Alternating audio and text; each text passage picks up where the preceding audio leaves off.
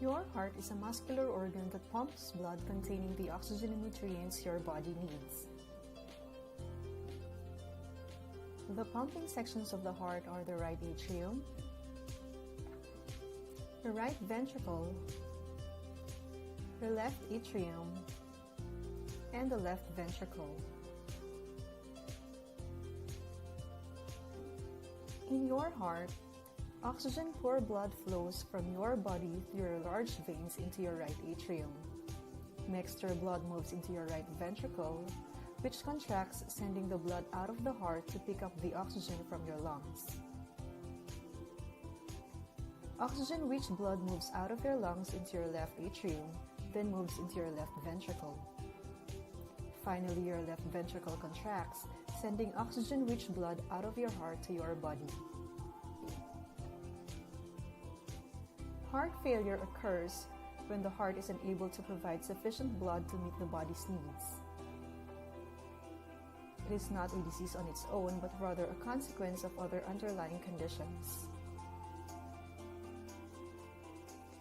The impairment of the heart function can be due to an inability to pump effectively during systole, called the systolic heart failure, or the inability to feel properly during diastole, called the diastolic heart failure. In systolic heart failure, ventricular contraction is compromised. This may be caused by any condition that weakens the heart muscle or creates more difficulty for the ventricle to pump. The most common include coronary artery disease or ischemic heart disease and its consequences. Plaque buildup narrows the coronary artery, reducing blood supply to the heart muscle. Complete blockage can cause heart attacks, which often leave behind non-functional scar tissue.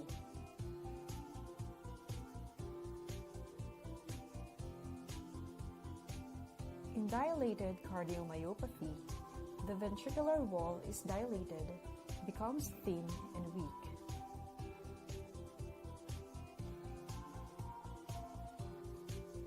The higher systemic pressure in hypertension makes it harder for the ventricle to eject blood. This is because the pressure in the left ventricle must exceed the systemic pressure for the aortic valve to open.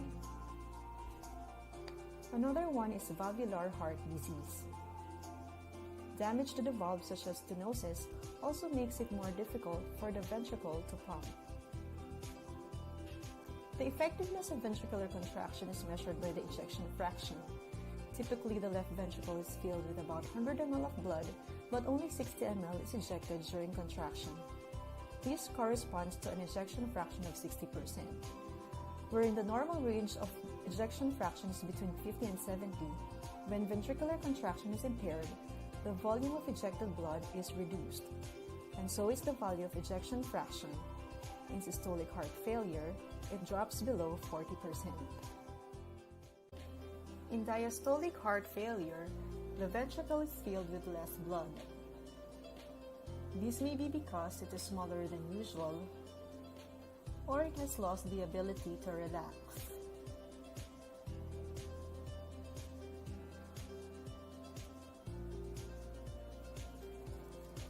The ejection fraction may be normal, but the blood output is reduced. The ejection fraction is therefore commonly used to differentiate between systolic and diastolic dysfunction. Examples of conditions that can lead to diastolic heart failure include hypertrophic cardiomyopathy, where the heart muscle grows thicker than usual, leaving less room for blood filling. In restrictive cardiomyopathy, the heart muscle becomes rigid and unable to stretch. Hypertension can also cause diastolic dysfunction indirectly via compensation mechanisms. As higher systemic pressure makes it more difficult for the ventricle to pump, the heart compensates by growing thicker muscle to try harder. Larger muscles means reduced space for blood filling. Regardless of being systolic or diastolic in nature, left-sided heart failure shares a common outcome, which is less blood pumped out from the heart. blood flows back to the lungs where it came from, causing congestion and increased pulmonary pressure. As this happens, fluid leaks from the blood vessels into the lung tissue, resulting to a hallmark sign of left-sided heart failure, which is pulmonary edema.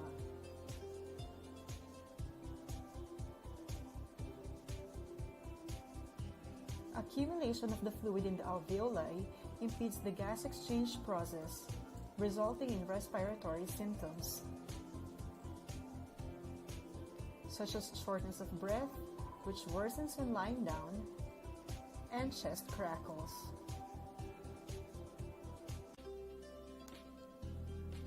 Right-sided heart failure is most commonly caused by left-sided heart failure. This is because the increased pulmonary pressure caused by left-sided heart failure makes it harder for the right ventricle to pump into the pulmonary artery, resulting to systolic dysfunction. In compensation, the right ventricle grows thicker to pump harder, which reduces the space available for filling, eventually leading to diastolic dysfunction. Other common causes of right-sided heart failure include chronic lung diseases, which also raise pulmonary blood pressure. As the right ventricle pumps out less blood, the blood again backs up to where it came from, and in this case, the systemic circulation. This results in abnormal fluid accumulation in various organs, most notable in the feet when standing or pitting edema, abdominal cavity, and liver.